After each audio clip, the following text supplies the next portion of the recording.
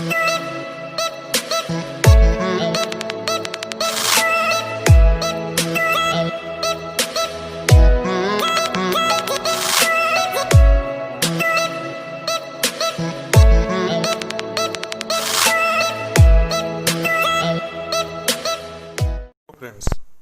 College campus में आप सभी का स्वागत है। जैसे कि आप सभी जानते हैं कि हम हिस्ट्री ऑफ एजुकेशन के बारे में पढ़ रहे थे, जिसमें हम प्रीवियस क्लास में कोठारी आयोग के बारे में हमने जानकारी प्राप्त कर ली थी। तो चलिए आज हम शिक्षा के इतिहास का ही एक दूसरा टॉपिक, जिसे एनपीई कहा जाता है, यानी कि राष्ट्रीय शिक्षा नीति, नेशनल पॉलिसी ऑन एजुकेशन के बारे में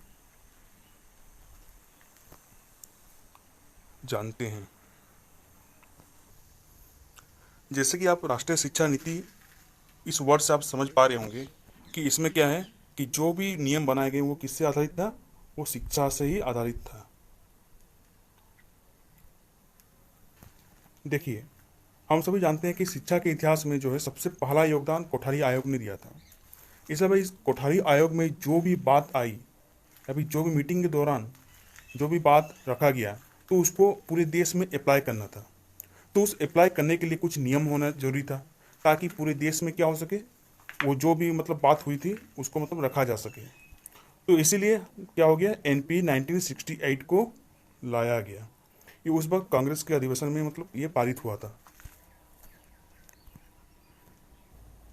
कोठारी आयोग ने जो जो बात रखा उसे 1968 एनपी में उसे वहाँ पर रखा गया, उसे वहाँ पे उसे जोर दिया गया 1968 में। अब देखिए, ये जो 3 लैंग्वेज पॉलिसी था उसे कोठारी आयोग ने दिया, लेकिन उसे इम्प्लीमेंट कौन किया? उसे इम्प्लीमेंट जो किया वो हमारा एनपी 1968 ने उसे इम्प्लीमेंट किया। किसे किया? 3 लैंग्वेज पॉलिसी को इम्प्लीमेंट किया गया। अब देखिए, एनपी 1968 में सबसे अहम चीज़ क्या था कि इसमें जो है स्ट्रक्चर बना दिया गया, स्टडी का स्ट्रक्चर बना दिया गया। और वो स्ट्रक्चर क्या था? 10+2+3। आप जैसे देख पा रहे होंगे, 10+2+3। इसका मतलब ये है कि सबसे पहले बच्चा क्या करेगा, 10 तक पढ़ाई करेगा, उसके बाद क्या हो जाएगा, +2 करेगा, उसके बाद क्या हो जाएगा, +3। यानी कि 10 में आप समझ में आ रहा है कि सब लोग क्या करेंगे, मैट्रिक का एग्जाम देंगे, उसके बाद +2 इंटरमीडिएट का, उसके बाद +3 यानी कि ग्रेजुएशन का वे लोग क्या करेंगे, पढ़ाई करेंगे। शिक्षा के स्ट्रक्चर इसी बेसिस में था, यानी कि 10+2+3 इस बेसिस में ये चल रहा था। जैसे कि आप देख पा रहे होंगे, इसमें क्या लिखा है कि 10+2+3 कॉन्सेप्ट गिवन बाय कोठारी आयोग बट इन्फोर्स्ड बाय एनपी 1968। यानी कि जो 10+2+3 का जो कॉन्सेप्ट है वो कौन दिया था? ये हमारा कोठारी आयोग ने दिया था, लेकिन इसे इम्प्लीमेंट कौन किया? एनपी 1968 जो है ये उसे इम्प्लीमेंट किया। अब देखिए, एनपी 1968 में ये बात बताया गया कि जो प्राथमिक विद्यालय जो खोले जाएंगे, अगर ग्रामीण क्षेत्र में अगर वो होगा तो उसमें क्या करेंगे, प्राथमिक जो विद्यालय होंगे वो क्या होगा, 1 किलोमीटर के दायरे में वो खोला जाएगा। वो कहीं भी हो जाए, प्राथमिक विद्यालय जो है 1 किलोमीटर के दायरे में खोला जाएगा। अगर मध्य विद्यालय का अगर बात किया जाएगा तो क्या हो जाएगा, वो 3 किलोमीटर के अंडर में खोला जाएगा। तो ये था हमारा एनपी 1968। इसमें ये सब बातें कही गई। अब उसके बाद क्या होता है, दूसरा राष्ट्रीय शिक्षा नीति आता है, जो है हमारा एनपीई 1986। अब हम इसके बारे में जानेंगे कि एनपी 1986 में क्या हुआ था। ये देखिए, it is known as revised of 1968। It is कौन? एनपी 1986 को बोला जा रहा है कि ये क्या है, 1968 का क्या है, रिवर्स है। ठीक है, रिवाइज किया गया है, इसका रिवाइज किया गया है। यानी कि जो भी 1968 में जो जो बात हुई थी उसे हम क्या किया गया, 1986 में इसे फिर से लाया गया। क्योंकि हम जानते हैं कि इंडिया में जो भी चीज़ होता है वो पूरी तरह से कामयाब नहीं हो पाता, उसे हम आगे बढ़ाते रहते हैं। ठीक है, इसी तरह से 1968 में जो जो बातें की गई थी वो 1986 तक वो बात इम्प्लीमेंट नहीं किया गया, वो ठीक ढंग से लागू नहीं हो पाया। इसलिए क्या किया गया, 1986 में इसे फिर से जो जो चीज़ 1968 में बताया गया था उसे 1986 में फिर से वो कानून या वो जो जो भी चीज़ दिया गया था 1968 में उसे फिर से लागू किया गया।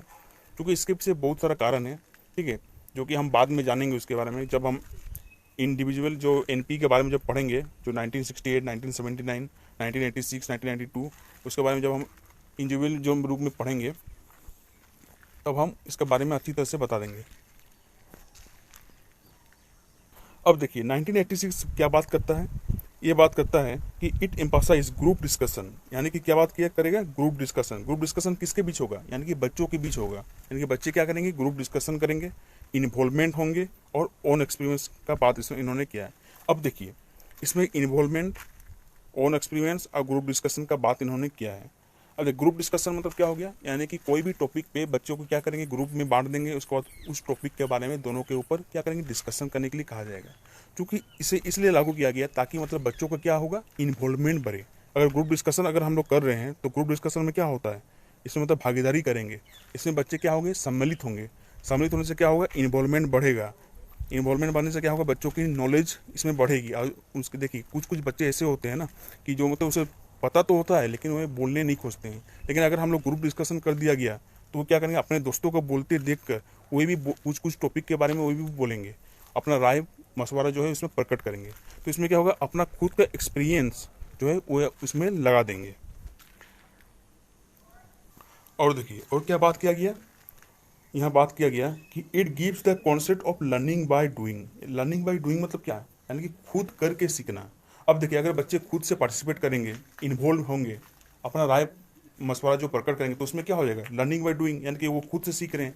यानी कि बच्चों जो है दूसरे पर डिपेंड नहीं रहेंगे, वो अपना काम खुद से करने के लिए ख़त्म कर पाएंगे, या फिर जो भी चीज़ होगा वो अपने बल पर ही करेंगे। तो इसे हम क्या कहेंगे, लर्निंग बाय डूइंग।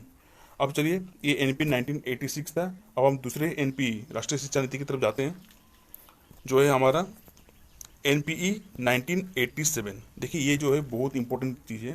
जो एनपी 1987 में क्या रखा गया, ऑपरेशन ब्लैक बोर्ड का कॉन्सेप्ट इसमें रखा गया। अब इसमें यह बात नहीं है कि ऑपरेशन ब्लैक बोर्ड का बारे में लिखा गया है तो इसका ये मतलब नहीं है कि स्कूलों में ब्लैक बोर्ड प्रोवाइड कराया जाएगा। पहले भी तो स्कूल में ब्लैक बोर्ड मौजूद था, लेकिन इसमें क्या हो है कि ऑपरेशन ब्लैक बोर्ड में किसका बात करता है, ये जो होता है कि बेसिक स्ट्रक्चर के बारे में बात करता है कोई भी स्कूल का। यानी कि स्कूल में कौन कौन सी वो चीज़ होनी चाहिए जो कि बच्चों को के लिए उपयोगी है। ठीक है, यानी कि देखिए मकान, मतलब स्कूल का जो मकान है वो कैसे होना चाहिए, किस प्रकार से होनी चाहिए, इन सब बातों का इसमें ध्यान रखा गया और इसके इसमें इम्प्लीमेंट किया गया। क्योंकि देखिए अब ऑपरेशन ब्लैक बोर्ड में ये चीज़ सब बातें किया गया। ठीक है, जैसे कि स्कूल का जो मकान है, ठीक है, जो स्कूल है वो कितने मकान होगा इसका, यानी कितना कमरा होगा। ठीक है, उसी प्रकार से लड़कियों और लड़कियों के लिए अलग अलग बाथरूम होंगे। ठीक है, उसके बाद जो हेडमास्टर इसमें होगा उसके लिए अलग कमरा होगा ताकि वो वहाँ पर बैठ कर क्या करे, स्कूल की अन्य गतिविधि का वहाँ पर मूल्यांकन कर सके। तो ये सब चीज़ें जो है black board, operation black board में इसे रखा गया। तो इन सब सुविधाओं को एनपी 1987 में इम्प्लीमेंट में किया गया था इसे। अब चलिए नेक्स्ट एनपी के बारे में देखते हैं। ये हमारा एनपी 1992, यानी कि इसे हम रिवाइज एनपी 1992 भी इसे कहलाया गया। ठीक है, यानी 1992 एनपी को रिवाइज एनपी 1992 भी कहा जाता है। इस एनपी में जो है कमेटी जो हेडेड बाय कौन किया था, प्रोफेसर यशपाल। यानी कि प्रोफेसर यशपाल जो थे इस कमेटी का हेड थे। जैसे कि कोठारी आयोग का हेड कौन थे, दौलत सिंह कोठारी थे। उसी प्रकार एनपी राष्ट्रीय शिक्षा नीति 1992 का जो हेड किए थे वो थे प्रोफेसर यशपाल जी। अब देखिए इन्होंने कौन सा कॉन्सेप्ट एनपी 1992 के तहत रखा, वो था हमारा लर्निंग विदाउट बर्डन। यानी कि लर्निंग विदाउट बर्डन का हिंदी में क्या है, बिना बोझ के शिक्षा, यानी कि बोझ नहीं होगा। अब देखते हैं कि जब पहले बच्चे जो छोटे होते हैं तो उनके बैग में कितने सारी सारी किताबें उसमें रखती थी, यानी कि उनका जो है बहुत बोझ उसमें बढ़ जाता था। बच्चों के किताबों से ही उनका बोझ बढ़ जाता था। बच्चा जितना नहीं सीखेगा, जितना नहीं पढ़ाई होगा, उससे ज़्यादा तो क्या होगा, किताबें ले जाते थे। बच्चों का जितना वजन नहीं होगा, जितना वेट नहीं होगा, उससे ज़्यादा वेट तो किताबों में होती थी। तो इसलिए इन्होंने क्या बात किया कि लर्निंग विदाउट बर्डन का बात इन्होंने किया, ताकि बच्चे जो है उन्हीं सारे किताबों को ही ले जाएं जो मतलब स्कूल में पढ़ाई होगी। और उसके बाद ये भी बात हुई कि स्कूल जो है प्रोवाइड करेंगे बच्चों को किताब और कॉपी, ताकि मतलब जो है बच्चे जो हैं घर से बहुत ही कम, मतलब कम किताब कॉपी लेके आएँ। और उसके बाद दूसरी बात क्या किया गया, लर्निंग आफ्टर लर्निंग, यानी कि अधिगम के बाद अधिगम का बात 1992 डिवाइस एनपी 1992 में बात किया गया। अब नेक्स्ट एनपी के बारे में बात करते हैं, जो जिसका नाम है एनपी 1995, यानी कि राष्ट्रीय शिक्षा नीति 1995। इसका अब अभी हम बात करेंगे। इसमें कौन सा कॉन्सेप्ट रखा गया, मिड डे मील के बारे में रखा गया। अब मिड डे मील का मतलब क्या है कि मतलब बच्चों को एक टाइम का जो भोजन है उसे मुफ्त में दिया जाएगा। क्योंकि देखिए हमारे जो सरकारी स्कूल में जो बच्चे आते हैं वे बहुत क्या होते हैं, बहुत गरीब घर से आते हैं, ठीक है। तो उन्हें क्या होता है कि एक टाइम का भी भोजन उन्हें ठीक ढंग से नहीं मिल पाता है, जिसके कारण क्या होता है कि उनके जो माता पिता होते हैं वो चाहते हैं कि बच्चे स्कूल में ना जाके उनके साथ काम करें ताकि कुछ पैसे उन्हें मिल जाएं। इसलिए इसी सब चीज़ को और स्कूलों में दाखिला दिलवाने के लिए सरकार ने एक योजना बनाई जिसका नाम है मिड डे मील, जिसे 1995 में उसे पारित किया गया था। इसके तहत क्या होगा कि स्कूल जो है प्रत्येक विद्यार्थियों को, ठीक है, मुफ्त में भोजन प्रोवाइड करेगा, और वो भी पोषक तत्व युक्त भोजन जो है इसमें क्या करेगा, बच्चों को दिया जाएगा, ताकि बच्चे जो है कम से कम खाने के लिए स्कूल तो कम से कम आए। अब भोजन के साथ साथ उन्हें क्या किया जाएगा, उन्हें अच्छी तरह से शिक्षा भी उन्हें प्रोवाइड की जाएगी। तो यह था हमारा एनपी 1995 में ये बातें रखी गई, ठीक है। तो आज के लिए बस इतना ही। आज हमने एनपी के बारे में जाना। अब हम नेक्स्ट क्लास में एनसीएफ के बारे में जानेंगे। तो हमारे इस वीडियो में बने रहें, चैनल में बने रहें। धन्यवाद।